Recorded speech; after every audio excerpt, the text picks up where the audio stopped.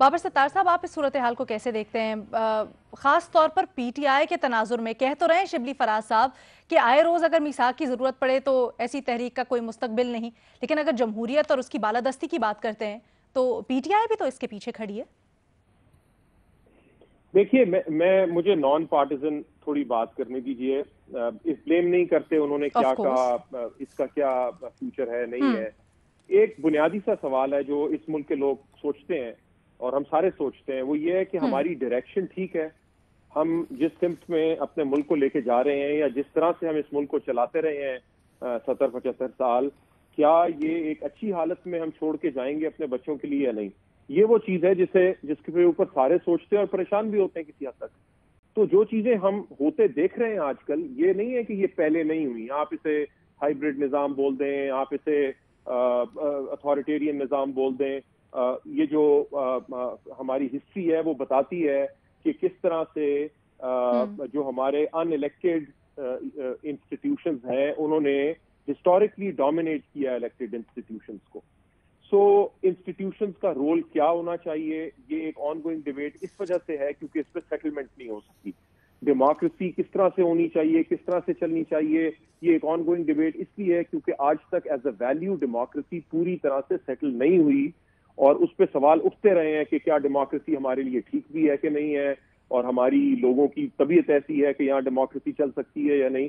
تو یہ وہ سارے آپ کہہ لیں فلوسافیکل، پولیٹیکل، ایکڈیمک کویشچنز جو اس لیے ایکڈیمک نہیں رہتے کیونکہ ایک کانسٹنٹلی اس کا بیک اینڈ فورتھ چل رہا ہے اور اس کے اوپر کنسنسس نہیں ایوالو ہوا، ناٹ وتھ اسٹینڈنگ 73 کا آئین۔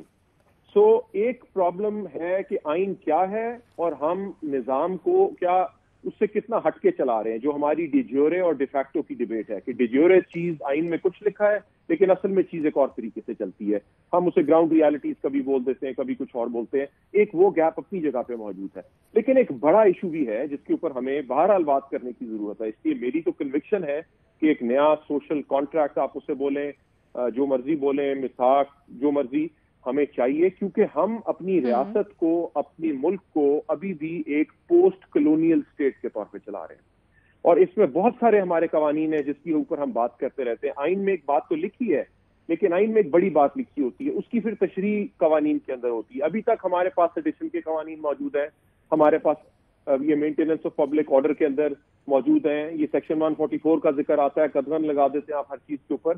تو جو ہم اپنے آرٹیکل 9 کے اندر لائف کی بات تو کرتے ہیں، ساتھ ہم لبرٹی کی بات کرتے ہیں کہ کیا اس ملک کے لوگ واقعی آزاد ہیں، اور کیا ہماری ریاست ہمارے ملک کے لوگوں کو آزاد لوگوں کی طرح ٹریٹ کرتی ہے۔ اور یہ میں کسی ایک پارٹی کی نہیں بات کر رہا، میں کسی ایک ادارے کی نہیں بات کر رہا، میں ایک اوور آل کانسیپٹ کی بات کر رہا ہوں کہ اسٹیٹ اور سٹیزن کا جو ریلیشن شپ ہے وہ ایسا نہیں ہے کہ کسی کوالٹی کے اوپر بیسڈ ہو، یا سٹیزن یہ سمجھے کہ یہ ریاست ہر ایک سٹیزن کی پروٹیکشن کے لیے اور ویلفیئر کے لیے کام کر رہی ہے۔ یہ حکمران کا اور حاکموں کا اور محکوموں کا ایک ریلیشن شپ ہے۔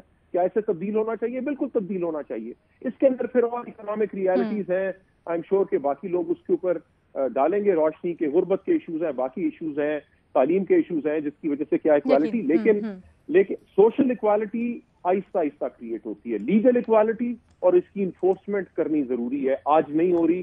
سو اگر کوئی بھی پارٹی، کوئی بھی الائنس آ کے کہتی ہے کہ ہمیں نیا سوشل کانٹریکٹ چاہیے تاکہ ہم ان اکوالٹی کی چیزوں کو، بیسک ہیومن لبرٹی کو انفورس کر سکیں اس ملک میں، تو 100 بسم اللہ ضرور بات کریں اس پہ۔